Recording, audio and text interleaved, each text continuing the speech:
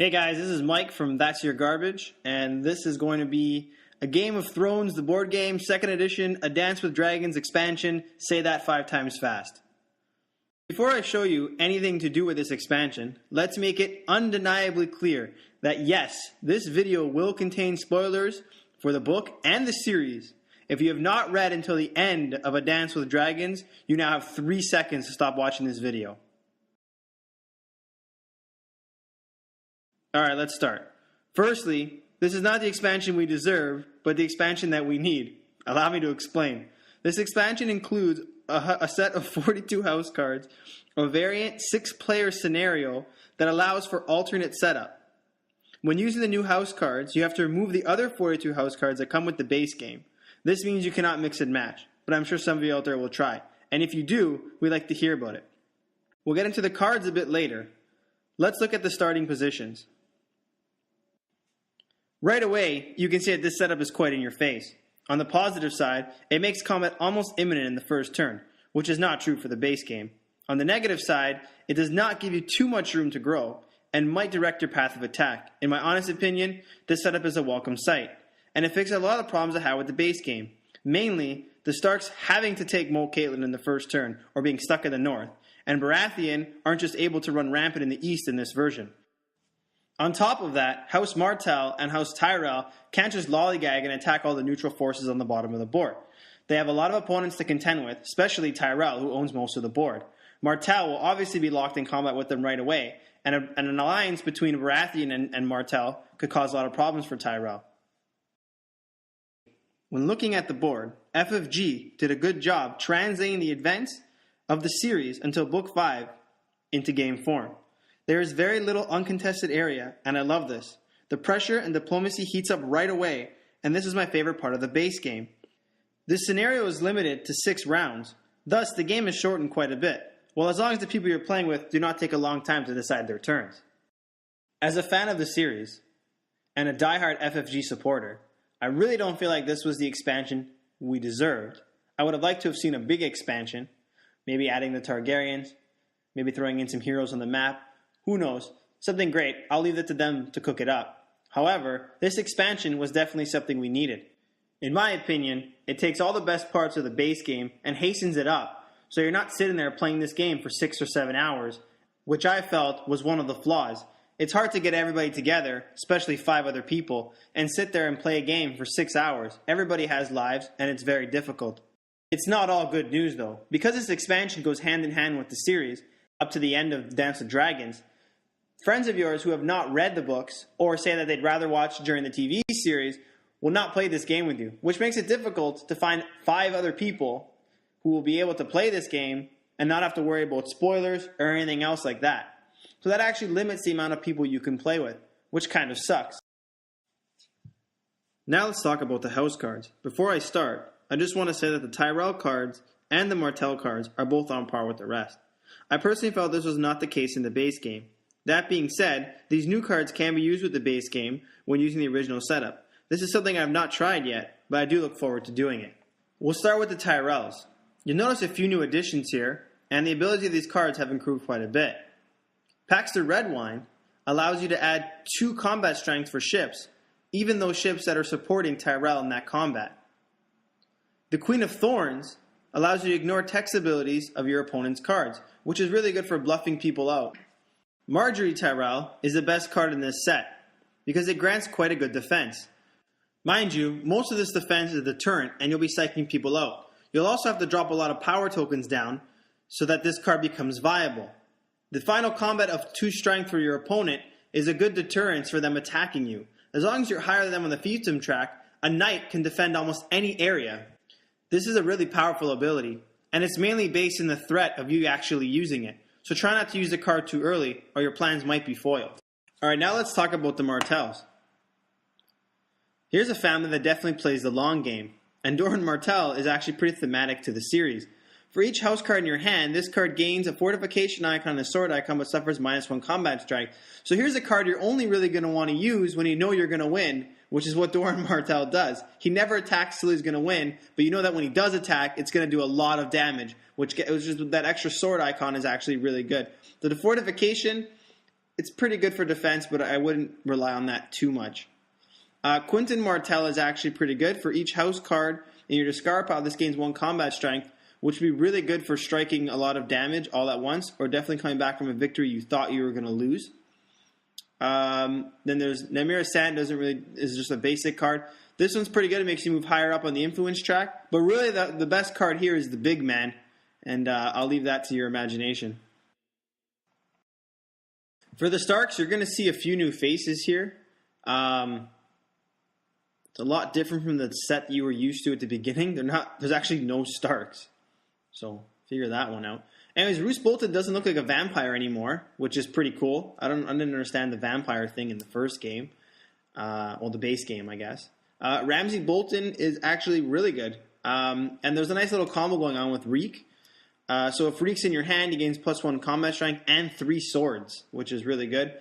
And then when you're looking at Reek, when this guy goes to the discard pile, Reek will actually allow him to come back. And then you can get Reek back to your hand if you lost that combat. So if your Ramsay Bolton house card is in your discard pile, immediately return it to your hand. If you lose this combat, you may return Reek to your hand. So it's a nice little back and forth combo going on there. It's very similar to the Roose Bolton to get the Starks back in the base game. So that's pretty nice. Got Damon Dance for me, which is a lot of fun. And then Walder Frey is actually very thematic here. Any support that's granted to your opponent, obviously not by his own units, will actually have that support turn against him, and that support will be granted towards you. So there you go, Walder Frey at his finest. All right, so moving on to Baratheon. Poor Stannis actually never gets any love, which makes this card pretty thematic as well. If you're not being supported in this combat, remove all support tokens, including your own, adjacent to the embattled area, canceling any support strength they may have been providing. So if you're not getting any support from anybody, which is how it always is for poor Stannis, you could remove all the support, and you could potentially turn that tide of that battle.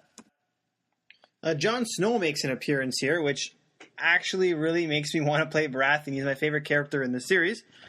The ability is really fun. It makes you move the wilding track. If you win the combat, you can move up or down to maximum 0. Melisandre, after combat, you may return any house card in your discard pile, including this card, to your hand by discarding any number of available power tokens equal to the printed combat strength of that card. This could be a nice combo you can pull off to get back Stannis pretty often. Pretty much how it works, you would dropping, say, 4 power tokens, and you can get Stannis back. So it's a nice combo you can do here, and you could also get Melisandre back as well. So that actually really helps. Some of the other cards, you got the Bastard of Nightsong, Sir Davos Seaworth. I actually like his printing on this one a lot better. Mance Rayder is a really powerful card. Your final combat strength is equal to the current position on the Wildling Threat token. Overall, the Baratheon army or house is definitely best for people who like to attack. They're very strong, they can be very powerful, and they require very little support. So the Greyjoys, once again, have a really nice set of cards. They're really balanced. I thought they were really good in the first game. Euron Crozat makes it. Asha Greyjoy looks more attractive than just in the show. This card you could have a little bit of fun with. If you win this combat, you may search any Westeros deck for a card of your choice. Shuffle the remaining cards and put that one on the top. You get a lot of, I guess you can set the future of what's going to happen. Could work in your favor. This one here, it's a nice little bonus. It's nothing to write home about, I don't think. But the best one definitely is Aeron Damphair. Seems like the Greyjoys always have the single best card. But you may discard any number of your available power tokens to increase the combat strength of this card by the number of power tokens you discarded. If you have a lot of money and you're sitting on a lot of power and you're sitting on a lot of power, this could really stop people from attacking you. It's a nice thing to have, and it's actually really strong. Okay, and lastly we have the Lannisters. This is a pretty nice set as well. Maester Qyburn is really good. You can discard 2 of your available power tokens to choose a house card in any discard pile, and he'll gain that combat strength, but you ignore the text. It's a nice little bonus to have for a 0 card. So that's pretty good depending on who you're facing and what you want to use. Marbrand does very similar to what Kevin Lannister did the last game. Cersei's a hoe. Sir Ilyn Payne is really good. If you win a combat, you may destroy one of your opponent's footmen in any area in addition to normal casualties.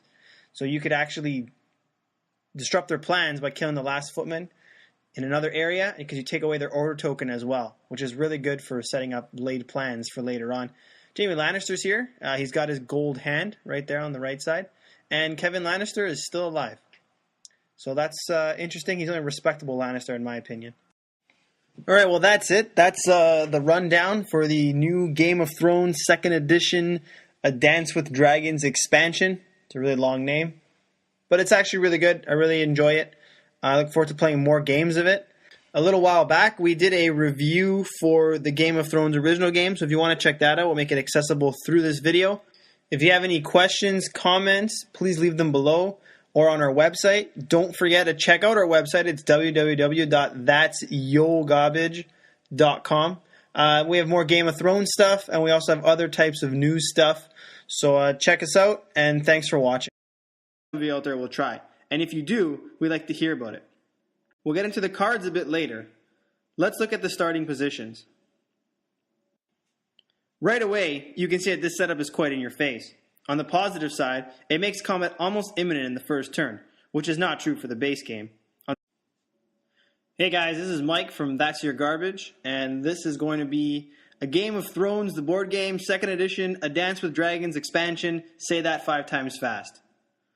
Before I show you anything to do with this expansion, let's make it undeniably clear that yes, on the negative side, it does not give you too much room to grow and might direct your path of attack. In my honest opinion, this setup is a welcome sight, and it fixes a lot of problems I had with the base game. Mainly, the Starks having to take Moat Caitlin in the first turn, or being stuck in the north, and Baratheon aren't just able to run rampant in the east in this. This video will contain spoilers for the book and the series. If you have not read until the end of A Dance with Dragons, you now have 3 seconds to stop watching this video. Alright, let's start. Firstly, this is not the expansion we deserve, but the expansion that we need. Allow me to explain. This expansion includes a set of 42 house cards, a variant 6-player scenario that allows for alternate setup. When using the new house cards, you have to remove the other 42 house cards that come with the base game. This means you cannot mix and match, but I'm sure some